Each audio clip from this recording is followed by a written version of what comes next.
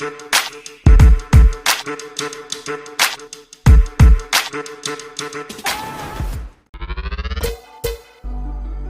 the 2020s, and we're living in an age where people are willing to pay over $100 million for a view of New York's Central Park.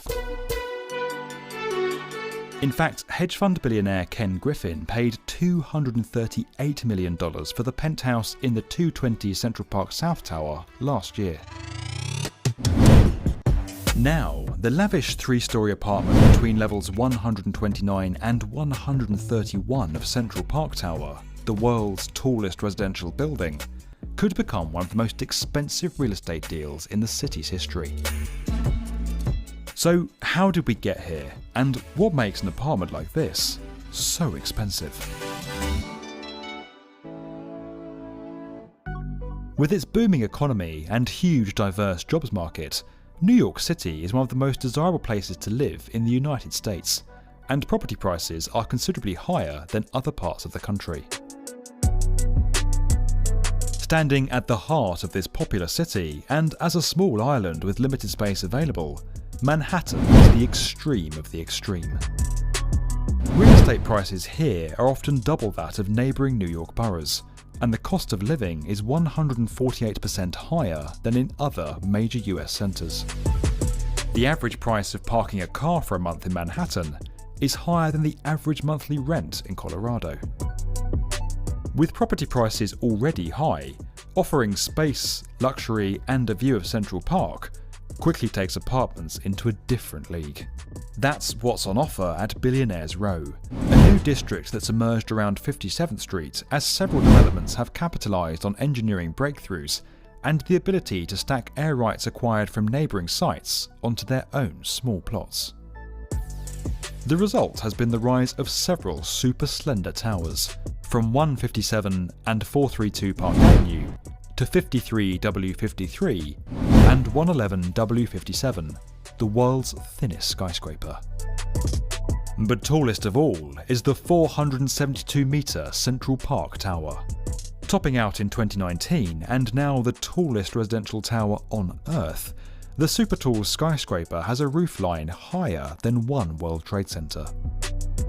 Rising from a Nordstrom store at its base, an air rights deal allows the tower to cantilever over the Art Students League of New York building, increasing floor area and improving park views that would have been partially blocked by the 290-metre 220 Central Park South development.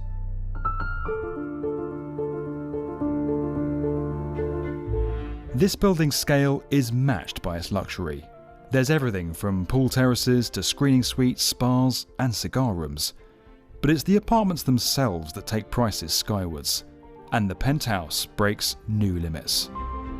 Spread over 3 levels between the 129th and 131st floors, the 1,400 square metre property has 6 bedrooms, 11 bathrooms, staff quarters, a sweeping staircase, a private ballroom, and an outdoor terrace that's situated more than 450 metres above street level.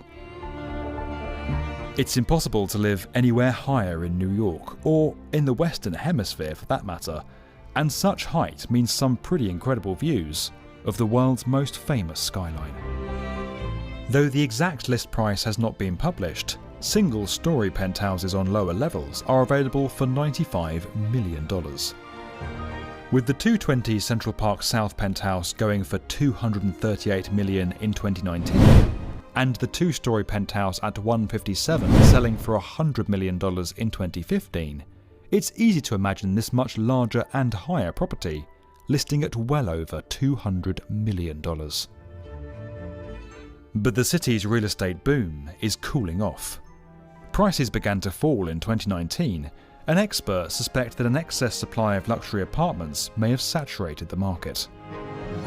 Coupled with the economic impact of the pandemic in 2020, several developments along Billionaires Row may actually end up completing at the wrong time. In response, some luxury properties in other towers are being reconfigured into smaller units in an effort to shift them. Despite the market changing, it's unlikely this apartment will fall much below its estimated list price. It's normal for properties of such value to take several years to sell, and the unique nature of its size, height and address will keep it comfortably in 9 figures.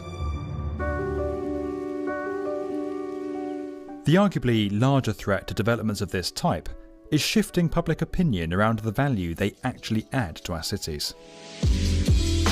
With studio apartments in the lower levels of Central Park Tower starting at $1.5 million and some property purchases simply used as a way of investing wealth, schemes of this type can be accused of driving up real estate prices in city centres, forcing people to move out to other neighbourhoods at the expense of the city's soul, the very thing that gave it its appeal in the first place.